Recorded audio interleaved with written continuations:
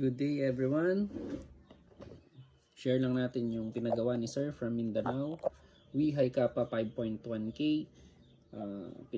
Pinapalitan niya ng fire pin lock. Stainless steel fire pin lock. Kasi common ito na nasisira kahit anong brand ng Hi Kappa. Yung stock na fire pin lock is prone to breakage. So pinapalitan niya ng stainless steel. Pinapalitan din niya ng brass chamber. So gumagamit tayo ng Nexpeed brass chamber. And then yung hop rubber is dynamic precision hop rubber. Inner barrel is 9 ball. 162.5 inner barrel. So umabot hanggang doon. And then polished silver na fixed barrel. So ayan, fixed barrel. Pinalish lang namin. And then silver na compensator para maitago yung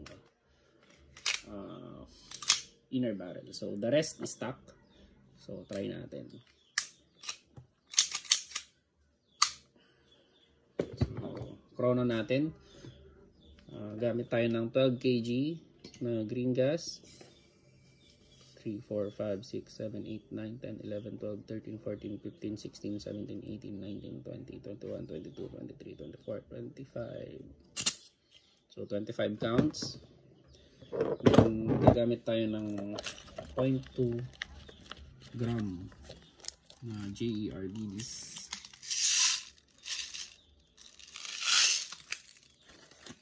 Try natin. 2, 4, 6, 8, 10.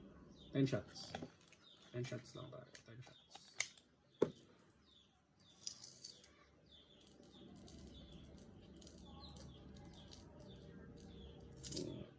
So 10 shots.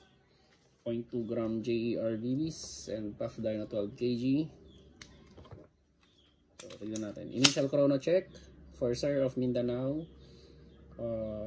Upgraded the WeHi Kappa 5.1K. Chrono check using 0.2 gram JERBs and puff dye na 12 kg.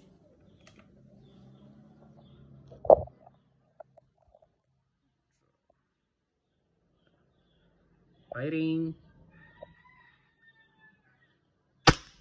416. 415. 412. 48. 405.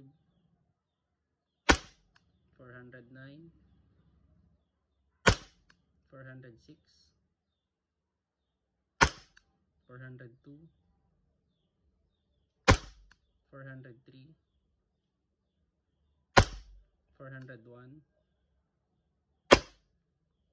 So, ayan. Slide lock. So, wala nang bala. Thank you very much, sir, from Mindanao.